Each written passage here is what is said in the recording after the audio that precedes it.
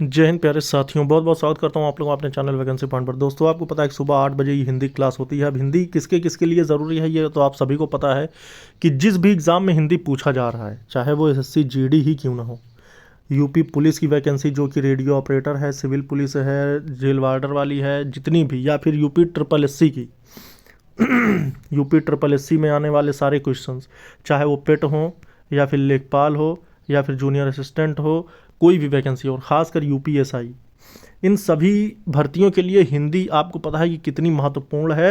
ये एक ऐसा सिलेबस है जिससे आप पूरे के पूरे क्वेश्चंस कर सकते हैं। फिलहाल मैं आज आपको 20 क्वेश्चन कराने वाला हूँ।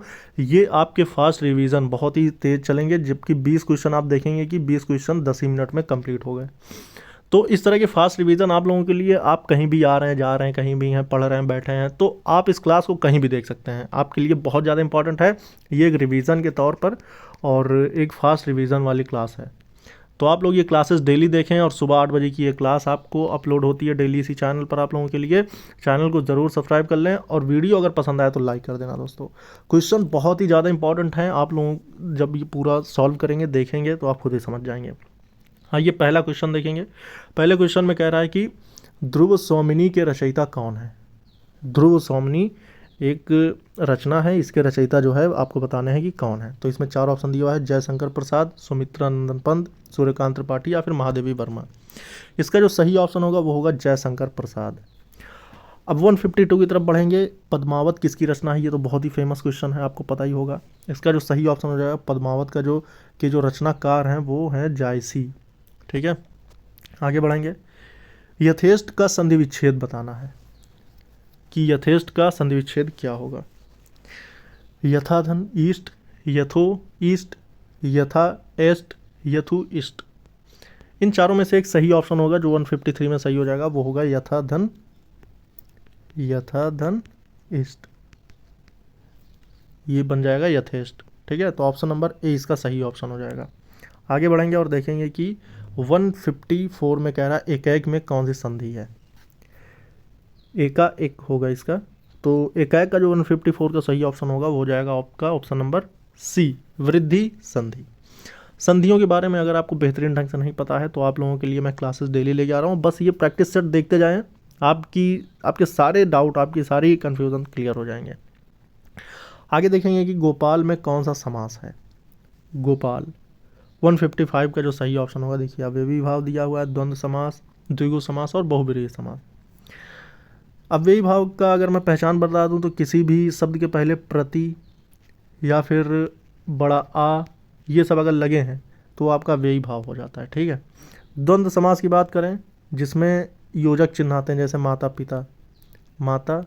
पिता, भाई बहन, आना जाना, ये सारे सारे क्या हैं, द्वंद्व समास के उदाहरण। द्विगु समास क्या है, जिसके कोई ऐसा शब्द जिसके पहले संख्यात्मक शब्द जुड़े हुए हों, जैसे त्रिनयन। ठीक, इसमें देखिए त्रि जो है ये 3 है, तो ऐसे समास होंगे वो द्विगु समास के अंतर्गत आएंगे। लेकिन अगर गोपाल आया है तो ये बहुब्रीहि समास होगा। ठीक है, अब देखिए सप्तशती, सप्त देखिए सप्त का मतलब 7 और सती में समास बताइए। ये अब आप देख के आप समझ जाएंगे कि ये द्विगु समास का उदाहरण है। ठीक है, अभी मैंने बताया था यहाँ पे कि जो द्विगु समास होता है उसमें कोई एक नंबरवाचक, मतलब संख्यावाचक, कोई एक संख्या शब्द जुड़ा होता है, तो ये आपका द्विगु समास का उदाहरण हो जाएगा। ऐश्वर्य का पर्यायवाची, ऐश्वर्य का जो पर्यायवाची हो जाएगा वो होगा या तो धनवान, वैभव, दरिद्रता या फिर विकास। कौन सा होगा, इसमें एक सही ऑप्शन आपको बताना है। तो जो 157 का सही ऑप्शन हो जाएगा ऐश्वर्य का होता है वैभव। ठीक, ऑप्शन नंबर बी। मरकंद किसका पर्यायवाची है। मरकंद जो है किसका पर्यायवाची है, तो 158 का जो 4 ऑप्शन है, कंगाल, वारी, कमल और कल्पवृक्ष। तो इसका जो सही ऑप्शन हो जाएगा वो हो जाएगा ऑप्शन नंबर मरकंद का कमल। ठीक, देखेंगे स्वप्न शब्द का विलोम शब्द क्या होगा। जो स्वप्न शब्द है इसका विलोम आपको बताना है कि स्वप्न का क्या होगा। दीर्घ होगा, विषाद होगा, जागरण होगा या फिर मरण होगा। तो 159 का अगर देखें तो सी ऑप्शन होगा जागरण। ठीक, स्वप्न का विलोम जागरण।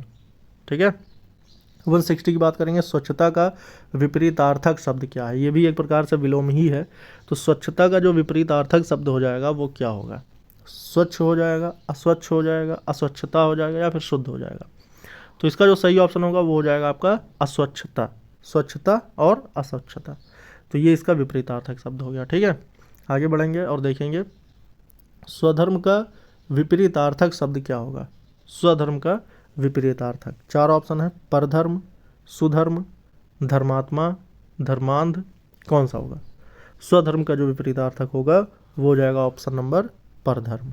ठीक, ऑप्शन नंबर ए इसका बिल्कुल सही जवाब हो जाएगा। एक बार कही बात को दोहराते रहना के लिए एक शब्द होगा। अगर एक बात कोई कह दिया, बार बार उसी को दोहरा रहा है, तो ऐसे शब्द को, ऐसे वाक्य के लिए एक शब्द क्या होगा।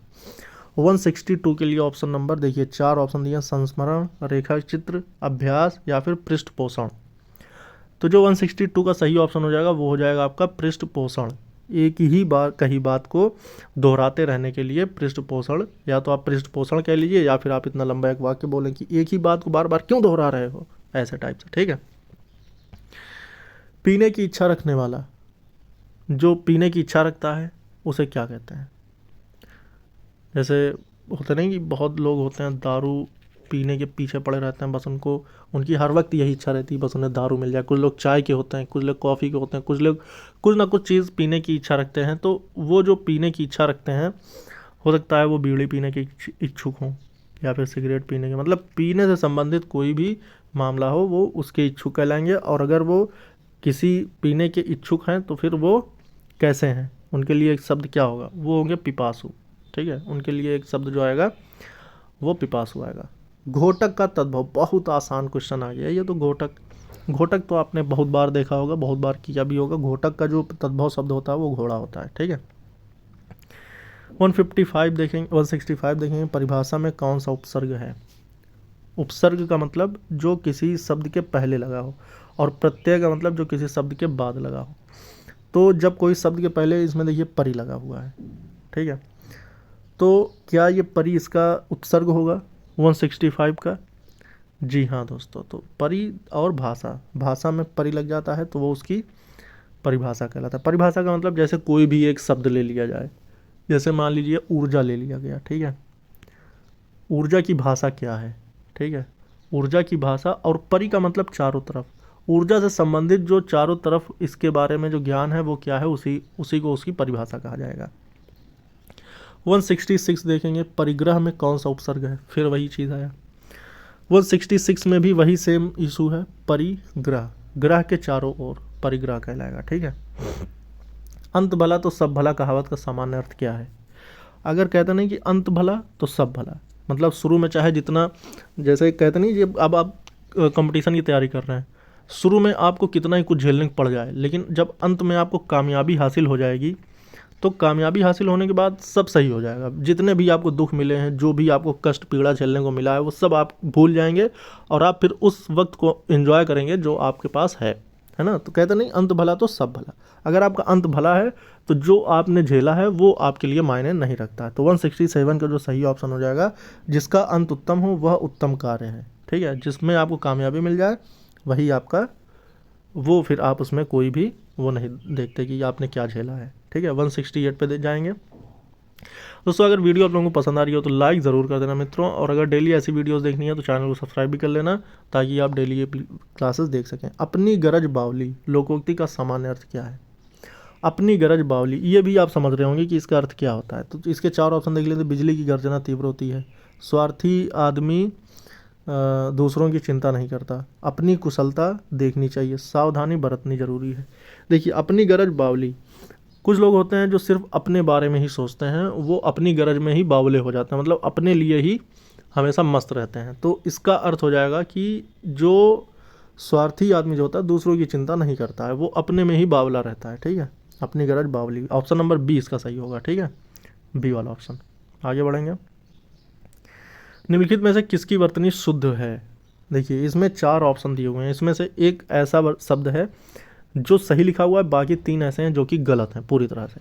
तो 169 का जो सही ऑप्शन हो जाएगा, देखिए अभ्युत्थान दिया हुआ है, अभित्थान, अभुत्थान, अभ्युत्थान। तो इसमें से एक ही शब्द कोई सही है, और वो जो सही शब्द है वो ऑप्शन नंबर ए है, अभ्युत्थान। ठीक है, अब उसके बाद दूसरा भी आपका 170 जो क्वेश्चन दिया हुआ है, 170 में भी आपका देखना है कि एक सही वर्तनी वाला एक शब्द चुनना है। 4 ऑप्शन दिए हैं, उपर्युक्त, उपर्युक्ता, उपर्युक्त, अपयुक्त। इनमें से 4 ऑप्शन में एक बहुत ही आसान सा क्वेश्चन है, 3 तो इसमें गलत हो जाएंगे, एक सही होगा। तो आप लोग उसको कमेंट बॉक्स में ज़रूर बताइएगा। 170 का आज अंतिम क्वेश्चन है। तो इसको दोस्तों आप देख रहे होंगे 20 क्वेश्चन मैंने कराए हैं। 20 क्वेश्चन कितने कम समय में हो गए, 10 मिनट लगे हैं टोटल। तो ऐसे ही डेली ये बहुत ही फास्ट रिवीजन के तौर पर ये क्लास होती है, जिसको मैं फास्ट रिवीजन का नाम देता हूँ। तो ऐसे क्लासेस के लिए मैंने पहले भी कई सारी वीडियोस करा रखी हैं, तो आज और डेली सुबह 8 बजे होती है। ये आपके एग्ज़ाम के लिए बेहद ज़्यादा इंपॉर्टेंट है। आपके प्रैक्टिस के लिए आप ऐसी वीडियोस देखते रहें जिससे कि आपको आइडियाज़ लगते रहें, और आप कोई भी भर्ती की तैयारी करें जिसमें हिंदी पूछी जाती है तो उसमें आपके लिए बहुत ही ज़्यादा ये लाभदायक साबित होगा। इस वीडियो में इतना ही दोस्तों। जय हिंद, जय भारत।